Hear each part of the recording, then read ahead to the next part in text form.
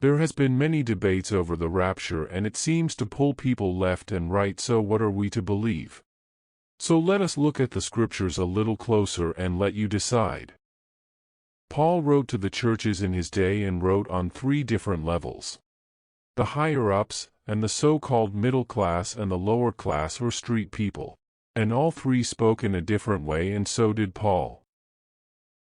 A second letter to the Thessalonians, that before the coming of Christ that there will be a falling away first. And before that day comes, Satan will be seen who he really is. Then we which are alive and remain shall be caught up together with them in the clouds, to meet the Lord in the air, and so shall we ever be with the Lord. 1 Thessalonians 4 verse 17. Will be caught up together with them means gathered together. In the clouds means crowd. Paul spoke and wrote colloquial Greek, and that means street Greek or Greek slang. And the Greek people that were in the Colosseum, that sit up in the highest top part of the Colosseum, was called the cloud, which means crowd. Also in the Strong's Exhaustive Concordance 3509, cloud means a large, dense crowd. A great number of people. To make verse 17 more clear, Paul also stated Hebrews 12 verse 1. Wherefore, seeing we also are compassed about with so great a cloud of witnesses, means a large number of people. In colloquial Greek slang, to meet the Lord in the air means breath of life.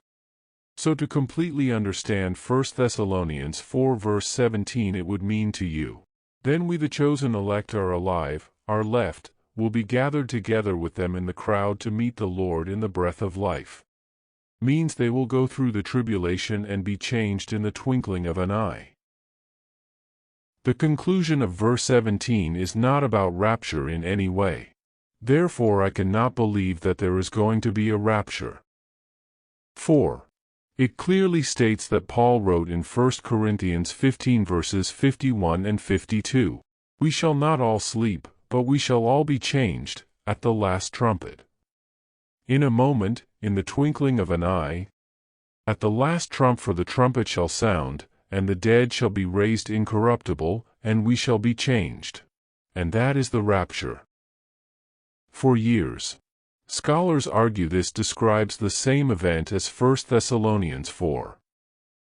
And these scholars note the phrase last trumpet, arguing it points to a public, final event, the seventh trump, the last trump, the trump of God. Revelations describes all trumpets as Satan's trumpets except the seventh. The rapture is the works of whom Jesus called the Pharisees children of the first murder, and Satan the father of lies, to put division between Eve's children and Satan the serpent's children, and this is happening now by putting division in the body of Christ. By a false rapture. Saying you will be safe in the clouds when you are caught up. And don't worry about Revelations because you won't be here. This is bad teaching.